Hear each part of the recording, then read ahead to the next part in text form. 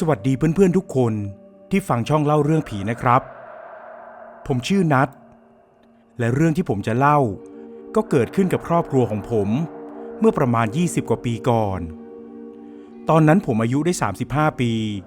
มีลูก2คนที่กำลังจะเข้ามัธยมต้นผมตัดสินใจย้ายครอบครัวมาอยู่ที่หมู่บ้านใหม่เพื่อเตรียมความพร้อมสำหรับอนาคตผมยอมทุ่มเงินทั้งหมดก็เพื่อบ้านหลังนี้เพราะหวังจะให้ลูกของผมเติบโตมาในสังคมที่ดีและมีชีวิตที่สบายเหมือนกับครอบครัวอื่นๆหมู่บ้านแห่งนี้ตั้งอยู่แถบชานเมืองที่สงบเงียบของจังหวัดหนึ่งทางภาคอีสานครับเป็นหมู่บ้านที่เพิ่งสร้างใหม่บ้านทุกหลังดูทันสมัยและน่าอยู่มากภรรยาของผมเธอชื่อว่าน้ำและลูก2คนของเราชื่อต้อมกับเตยพวกเขาดีใจมากที่ได้ย้ายมาอยู่ในที่ที่บรรยากาศดีและไม่วุ่นวายเหมือนกับในเมืองในวันแรกที่เราย้ายมาอยู่ทุกอย่างดูเหมือนจะดีไปหมดเพื่อนบ้านก็ต้อนรับอย่างอบอุ่นไม่มีอะไรที่ทำให้เรารู้สึกไม่สบายใจเลยแต่เหตุการณ์แปลกๆก็เริ่มเกิดขึ้นหลังจากย้ายเข้ามาได้ไม่นานครับผมก็จำไม่ได้ว่ามันเป็นคืนที่เท่าไหร่แต่น่าจะประมาณเกือบ1 อาทิตย์แล้วที่ผมได้นอนที่บ้านใหม่นี้ในคืนนั้นตอนที่ผมกำลังนอนหลับอยู่ผมได้ยินเสียงคล้ายกับเสียงคนเดินไปมาที่หน้าบ้านถึงบ้านจะเป็นบ้าน2 ชั้นแต่เสียงมันก็ชัดเจนมากๆจนผมตื่นขึ้นมาและเดินออกไปดูแต่ก็ไม่เจออะไรทุกอย่างเงียบสงบผมคิดว่าอาจจะเป็นเสียงพวกหมาหรือแมวจรจัดก็ได้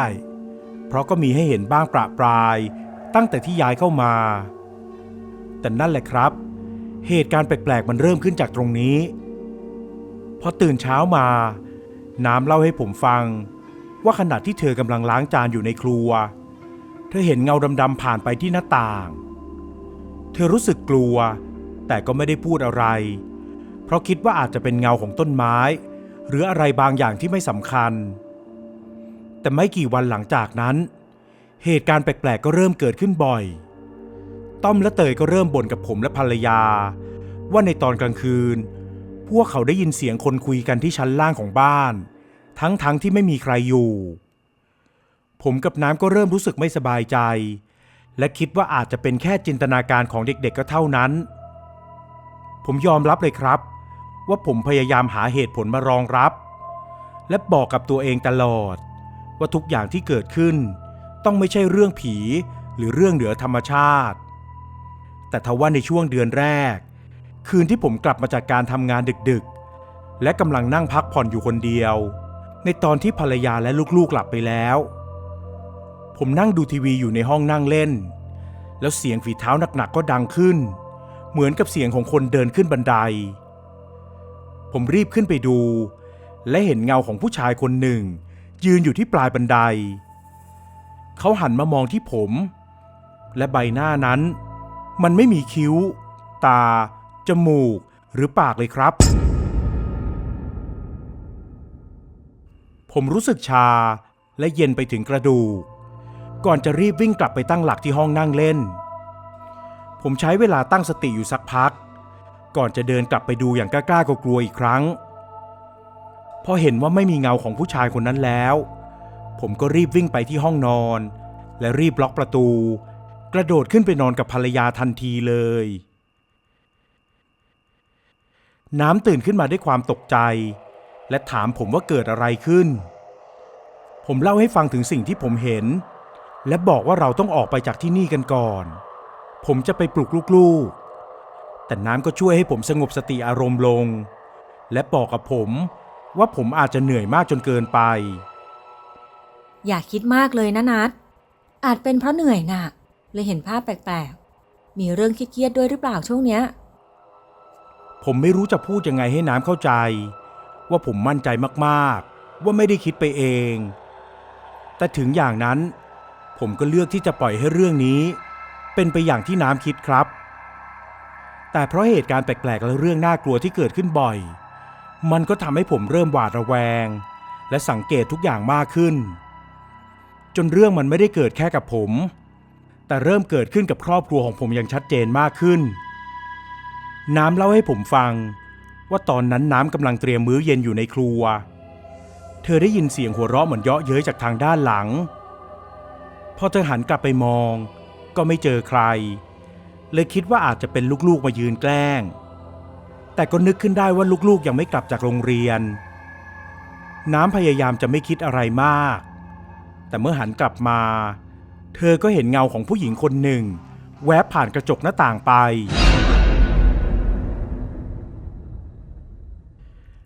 น้ำตกใจมากและรีบวิ่งออกมาจากห้องครัวพอตั้งสติได้ก็รีบโทรมาบอกผมพยายามปลอบใจเธอและบอกว่าเดี๋ยวผมจะรีบกลับจากที่ทำงาน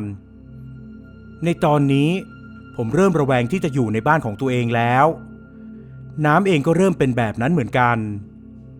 ผมกับน้ำเลยคุยกันว่าต่อไปนี้เรา2 คนจะให้ลูกๆมานอนด้วยกันในห้องนอนของพวกเราครับ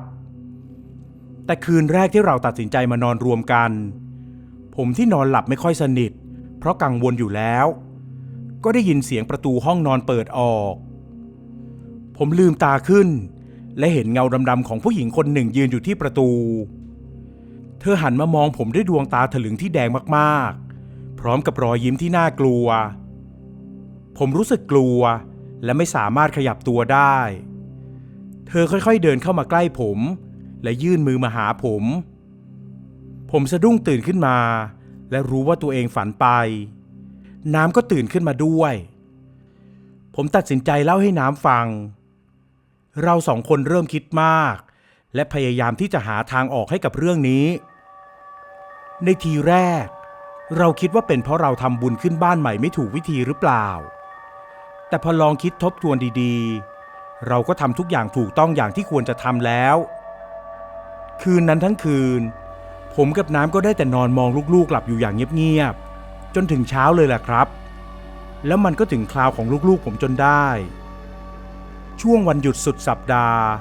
ที่ผมกำลังนั่งทำงานอยู่ในห้องนั่งเล่นต้อมและเตยวิ่งเข้ามาหาผมด้วยหน้าตาซีดเซียวท่าทางดูตื่นกลัวและตกใจเด็กๆบอกกับผมว่าเห็นผู้หญิงคนหนึ่งยืนอยู่ที่หน้าประตูตอนที่พวกเขากำลังเล่นกันอยู่ในห้องนอนตอนแรกก็คิดว่าเป็นน้ำภรรยาของผมแต่พอต้อมลุกขึ้นไปดูก็ไม่เห็นใครทั้ง2 คนเลยรีบลงมาหาผมข้างล่างท่าทางของเด็กๆกลัวกันมากครับผมพยายามปลอบใจลูกๆและบอกว่าอาจจะดูหนังหรือละครกันมากเกินไปเพราะช่วงนั้นเด็กๆทั้ง2 คนติดละครเรื่องหนึ่งที่เกี่ยวกับผีเอามากๆจะต้องดูทุกครั้งที่ละครเรื่องนี้ฉาย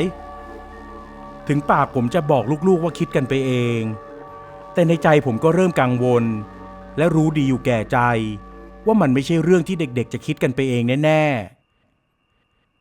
ๆจนเข้าสู่เดือนที่2เพื่อนบ้านของเราที่ย้ายเข้ามาอยู่ในเวลาที่ใกล้ๆกัน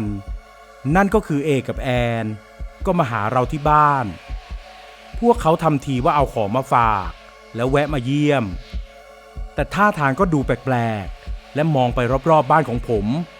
จนผมจับสังเกตได้ชัดมากสุดท้ายทั้ง2 คนก็เริ่มเล่าว่าพวกเขาเจอกับสิ่งที่น่ากลัวภายในบ้านของพวกเขาซึ่งเอกเล่าว่าเขาเห็นเงาของผู้ชายคนหนึ่งยืนอยู่ที่ปลายบันไดแอนเองก็เจอร่างของผู้หญิงมายืนจ้องมองมาทั้งให้เห็นแบบมีตัวตนและเจอในฝันมันก็เหมือนกับที่ผมน้ำและลูกๆได้เจอไม่ต่างกันเลยครับพอได้รู้ว่าไม่ใช่บ้านเราแค่หลังเดียวผมก็เริ่มจะถอดใจกับบ้านหลังนี้แล้วครับเพื่อนบ้านอีกคนที่ชื่อพี่มิตรแกอยู่บ้านตรงข้ามกันก็แวะมาหาเราและบอกว่ากำลังจะย้ายออกแล้วแกเจอหนักกว่าพวกเรามากไหนจะคาน4 ขาตามเพดานหรือเอาหน้ามาจ้องมองใกล้ๆตอนนอนตอนแรกพี่ก็ไม่เชื่อนะที่เขาว่าที่แถวนี้เคยเป็นสุสานมาก่อนแต่คิดว่าท่าทางน่าจะเป็นจริงแล้วล่ะตอนนี้ยังพอหาขายได้ก่อนที่คนจะพากันย้ายไปหมดรีบจัดการและคิดให้ดีนะน้องส่วนพี่ขอยอมแพ้ขายแบบขาดทุนไปเลยเพราะอยู่ไม่ได้จริงๆหลอนสุดๆคำพูดของพี่มิตรยิ่งทำให้ผมคิดมากแต่เรื่องที่พี่มิตรเจอผมไม่ได้เล่าให้น้ำหรือลูกๆฟังเพราะกลัวว่าจะทำให้ทุกคนไม่สบายใจ และจะกลัวกันไปมากกว่านี้ และทุกๆคืนตลอด2 เดือนจนย่างเข้าเดือนที่3พวกเราก็ยังคงเจอเหตุการณ์คล้ายๆแบบเดิมตลอดเหมือนกับพวกเรากำลังถูกบางสิ่งบางอย่างหลอกหลอนและตามติดเราอยู่ตลอดเวลาสุดท้ายผมก็ตัดสินใจคุยกับน้ำอย่างจริงจังว่าเราจะย้ายไปอยู่บ้านเช่าระหว่างที่รอขายบ้านหลังนี้กันดีไหมหรือจะทนอยู่กันต่อ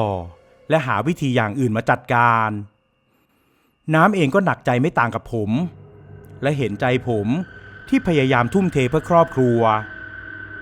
สุดท้ายเราจึงสรุปกันว่าจะนิมนต์พระมาทำบุญที่บ้านแต่ขนาดว่านิมนต์พระมาแล้วเชื่อหรือเปล่าครับว่าพระทุกรูปที่มาบ้านของผม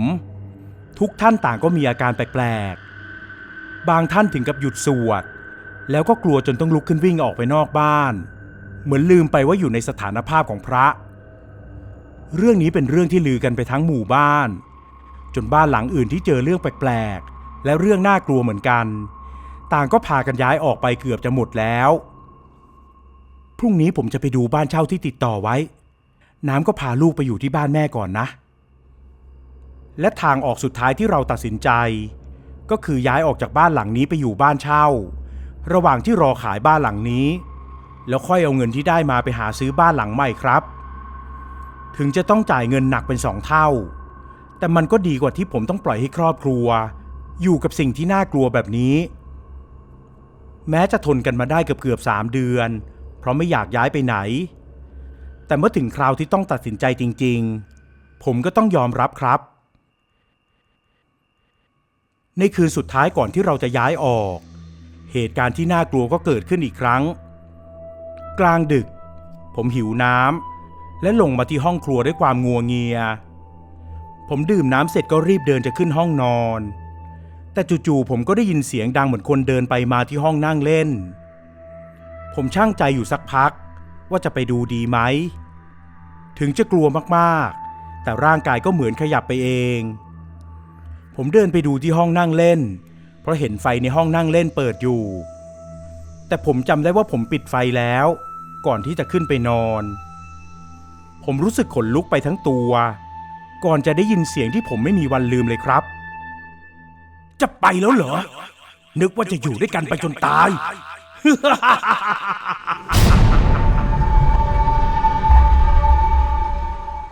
ผมตัวแข็งทื่อและแทบจะฉี่รถตัวเองแต่พอตั้งสติได้ผมก็รีบวิ่งออกจากบ้านไปทันทีหลังจากนั้นไม่นานผมก็ได้ยินว่าเพื่อนบ้านหลายคน